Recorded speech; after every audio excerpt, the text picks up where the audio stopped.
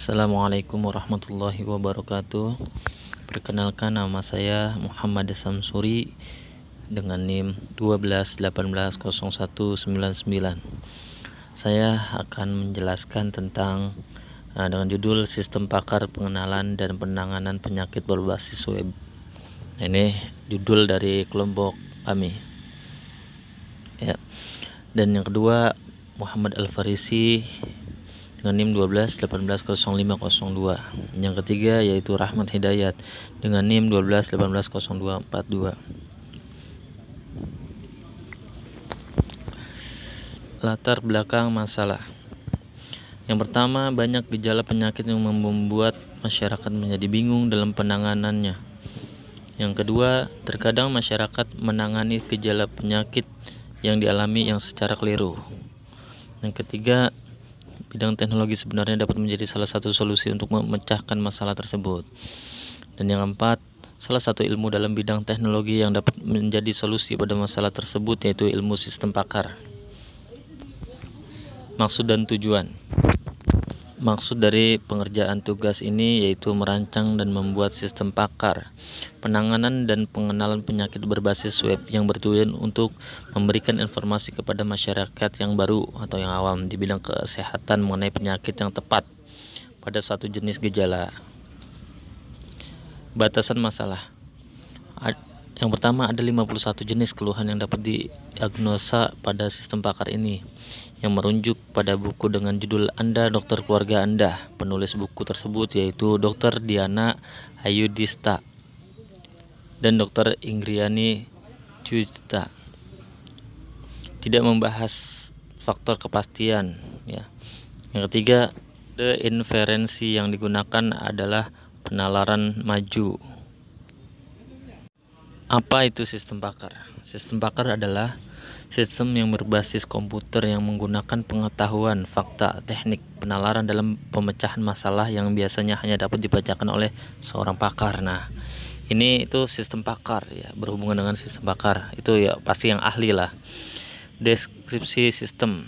Nah, di sini ada 3. Sistem pakar pengenalan dan penanganan penyakit berbasis web itu berfungsi untuk memberikan informasi kepada user mengenai pengenalan dan penanganan penyakit.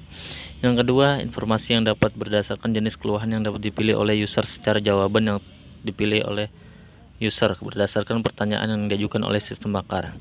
Yang ketiga, data-data yang ada dalam sistem pakar ini seperti data jenis keluhan, data pertanyaan, dan data hasil diagnosa didapat dari buku dan judul Anda Dokter Keluarga Anda. Buku Anda Dokter Keluarga Anda. Nah, ini bukunya yang berjudul Anda Dokter Keluarga Anda. Maksudnya dibuat jadi kita salah satu harus sayang kepada keluarga kita sendiri. Kalau bukan kita, siapa lagi? Nah, ini tabel buku Anda Dokter Keluarga Anda. Ya, di sini ada pertanyaan. Apakah nyeri yang Anda alami semakin bertambah jika selang telinga Anda ditarik? Nah, ini pertanyaan. Nah, ini ada jawabannya, kemungkinan penyebab itu apakah terjadi infeksi dan pada telinga ya tersebut seperti bisul atau mengenai seluruh telinga. Nah, ini salah satu pertanyaan dan konsultasi. Ini adalah tabelnya. Nah, ini lanjutan rancangan sistem atau use case diagram. Nah, ini di sini ada admin, ada user. Nah,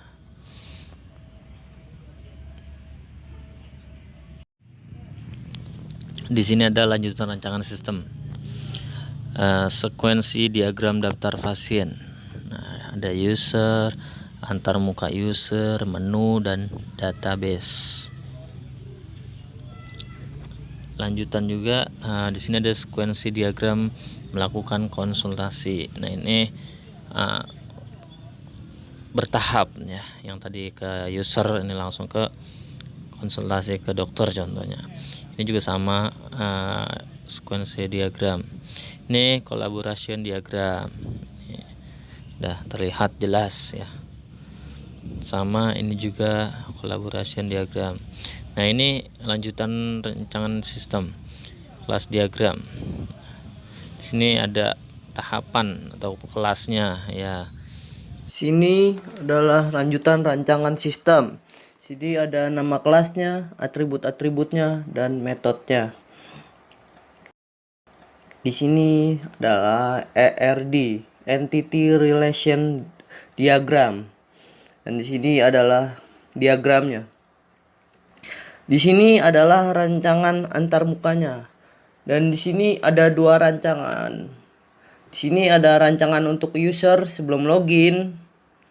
Ada header, gambar, dan isi. Dan di sini ada rancangan setelah usernya login. Di sini tampilannya. Dan di sini ada rancangan antarmuka untuk adminnya, ada header dan login. Dan di sini ada tampilannya setelah adminnya login. Di sini tampilannya. Dan pengujian alpha. Pengujian alpha merupakan pengujian fungsional yang digunakan untuk menguji sistem yang telah dibuat dengan metode pengujian black box atau kotak hitam. Pengujian beta. Pengujian beta merupakan pengujian yang dilakukan secara objektif, di mana sistem pakar ini diuji langsung ke lapangan. Pengujian beta dilakukan dengan menggunakan metode kuesioner yang dilakukan kepada user, yaitu masyarakat umum. Dan ini adalah hasil pengujiannya. Pengujian alpha, di sini ada login admin, login user, daftar pasien, edit data pasien, dan pilih jenis keluhan. Di sini ada tabel hasil pengujian alpha, kasus data dan hasil pengujian data normal. Di sini ada data masukan yang diharapkan, pengamatan, dan kesimpulannya. Dan di sini ada kasus data dan hasil pengujian data salah. Di sini ada data masukan yang diharapkan, pengamatan, dan kesimpulan. Di sini ada hasil pengujian beta. Di sini ada beberapa pertanyaan. Apakah aplikasi ini mudah digunakan?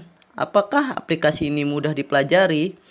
Apakah tampilan website yang dibangun menarik? Apakah aplikasi ini dapat membantu pengenalan dan penanganan penyakit? Apakah pertanyaan yang diberikan oleh aplikasi ini pada saat konsultasi dapat dimengerti? Apakah hasil diagnosa berupa pengenalan dan penanganan penyakit yang diberikan aplikasi ini sesuai dengan kenyataan? Dan di sini ada diagram hasil pengujian betanya menurut jawaban usernya. Kesimpulan sistem pakar pengenalan dan penanganan penyakit dapat membantu masyarakat dalam penentuan penanganan gejala penyakit yang dialami. Hal ini dapat dilihat dari hal kuesioner pada pernyataan apakah aplikasi ini membantu pengenalan dan penanganan penyakit terhadap 50%. User menjawab membantu 33%. User menjawab biasa-biasa saja dan 6,67%. User yang menjawab tidak membantu. 2. Sistem pakar ini sudah berjalan dengan baik. Hal ini dapat dilihat pada pengujian alpha.